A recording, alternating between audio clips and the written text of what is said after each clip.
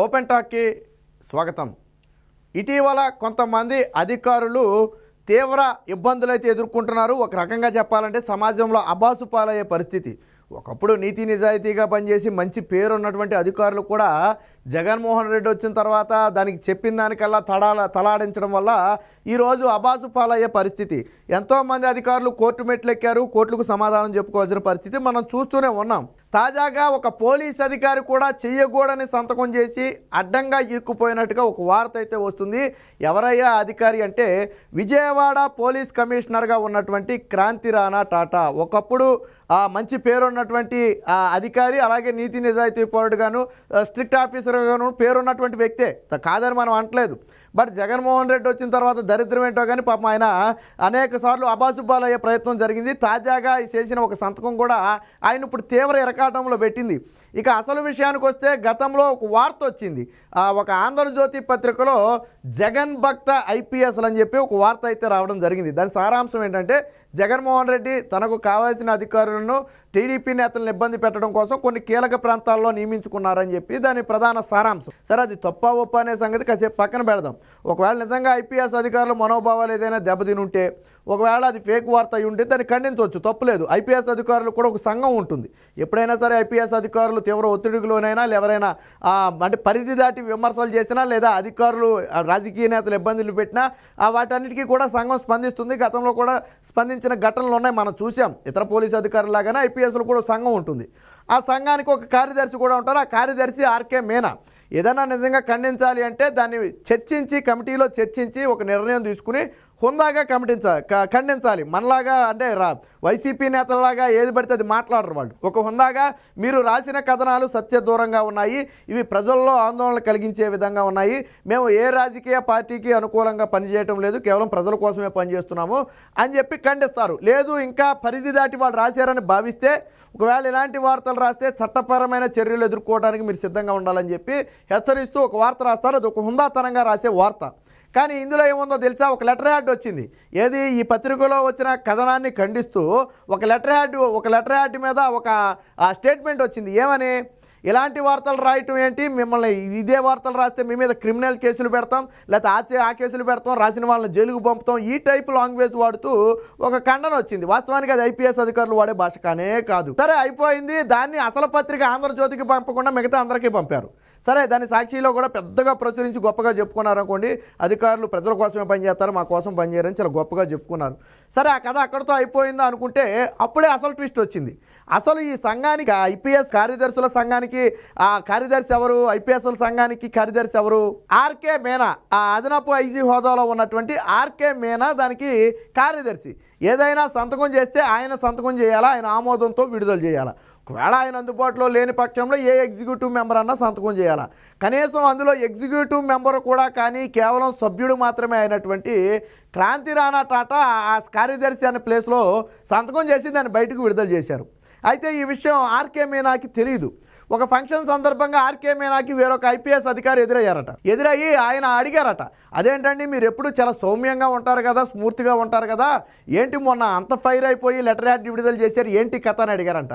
ఏం ఫైర్ అయ్యాను, ఏమి లెటర్ యాడ్ విడుదల చేశాను, నేనేం విడుదల చేయలేదు కదా అన్నారంట. అదేంటంటే ఒక పత్రికలో వచ్చిన కథనాన్ని ఖండిస్తూ క్రిమినల్ చర్యలు తీసుకుంటాం, లేకపోతే అరెస్టులు చేస్తామని చెప్పి ఒక స్టేట్మెంట్ ఇచ్చారు కదా, అది సోషల్ మీడియాలో వచ్చింది, పత్రికల్లో వచ్చింది కదా, మీకు తెలియకపోవడం ఏంటి, మీరు ఇవ్వకుండా ఎవరు ఇచ్చారు అన్నారంట.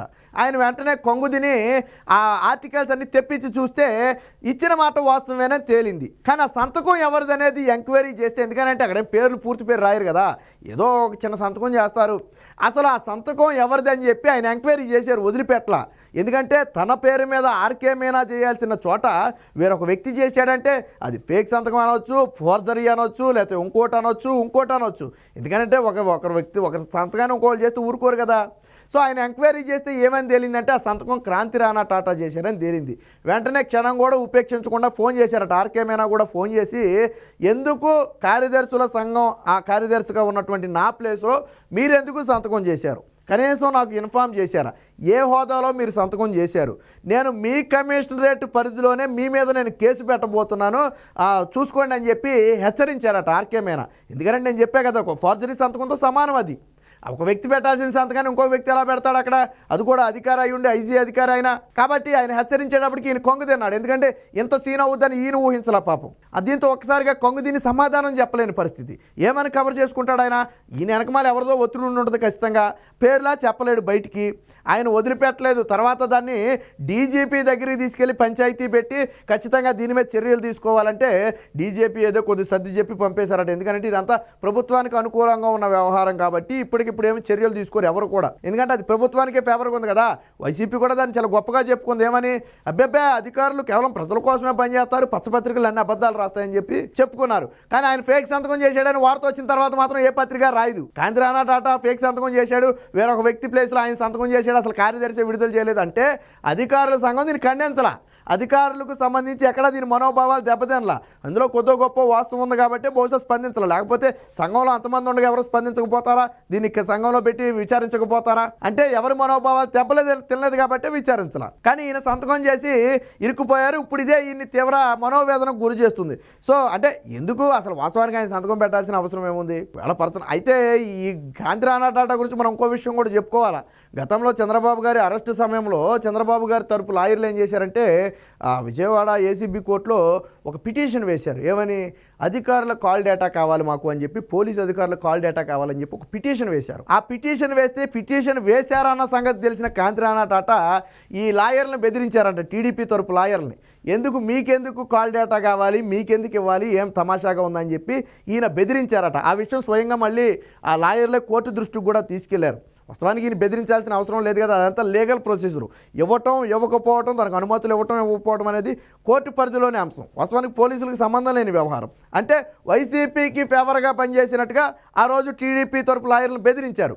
అది కూడా తీవ్ర దుమారమే రేపింది. సరే అప్పుడు కూడా ఎవరు ఒత్తిడితోనో ఆయన ఏదో చేసి ఉండొచ్చు, ఇప్పుడు సంతకం చేశారు. సో ఇదొక దుమారం. మొత్తంగా ఏమైంది? అప్పుడు నీతి నిజాయితీ అధికారిగా ఉన్నటువంటి ఈయన ఈరోజు చూడండి ఎంత అబాసు పాలవలసిన పరిస్థితి. రాజకీయ నేతలు 4 ఏళ్ళు 5 ఏళ్ళు ఉంటారు, వెళ్ళిపోతారు. కానీ ఈ మచ్చ పోద్దా మీకు? ఈ మచ్చ పోదు. ఇప్పుడు దీని మీద విచారణ జరిగితే ఎక్కడ ఇబ్బందులు పడతాయో అని చెప్పి ఈయనైతే ఆవేదన చెందుతున్నారు. దీనికి సంబంధించిన వార్త ఒకటి వచ్చింది, ఒకసారి చూద్దాం. ఇదిగో చూడండి. సంఘం చేయని సంతకం ఇరుక్కుపోయిన ఐపీఎస్ కాంతిరాణా. జగన్ భక్త ఐపీఎస్ అనే వార్త మీద ఖండన కోసం ఐపీఎస్ అధికారుల సంఘం పేరిట జారీ.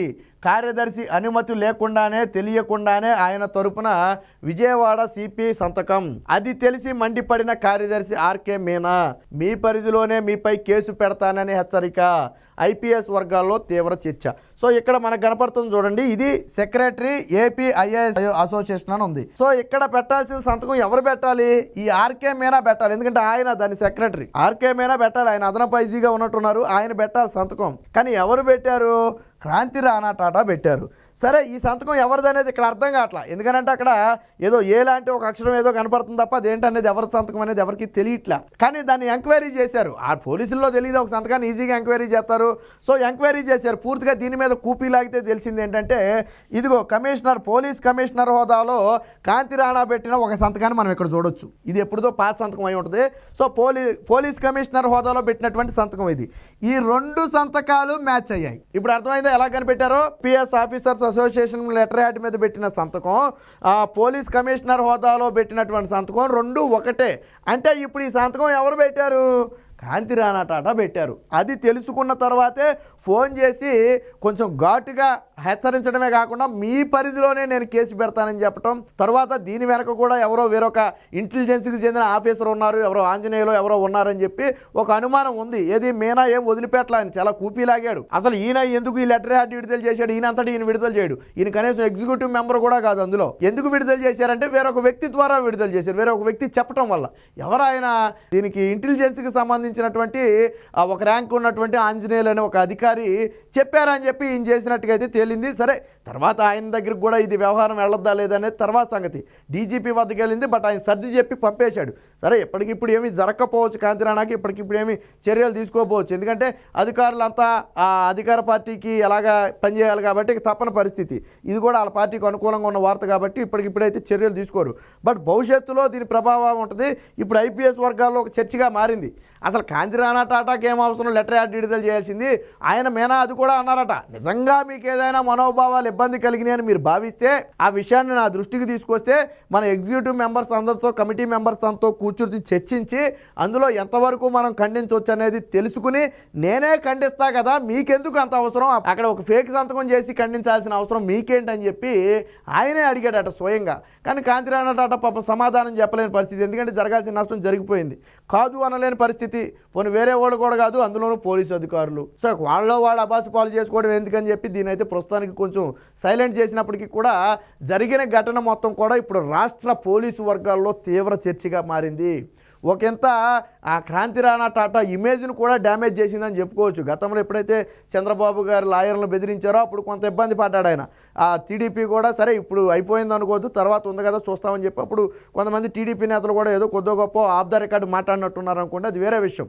సరే వీళ్ళ మీద వాళ్ళు వాళ్ళ మీద వీళ్ళు విమర్శలు చేసుకోవడం కామన్ అనుకోండి. కానీ ఇప్పుడు సంతకం అవసరం ఉందా ఈయనకి? కనీసం ఎగ్జిక్యూటివ్ మెంబర్ కూడా కాదు, పోనీ విడుదల చేసిన విషయం మీనాకు కూడా చెప్పలేదు అంటే ఒక రకంగా ఎవరు తెలియదేమో అనుకున్నారో లేదా తెలిసిన సంతకం ఎవరిదని తెలియదని భావించారో మనకైతే తెలియదు. కానీ అది మాత్రం తీవ్ర దుమారం రేపింది. అందులో వాడిన భాష ప్రధానంగా పట్టించింది.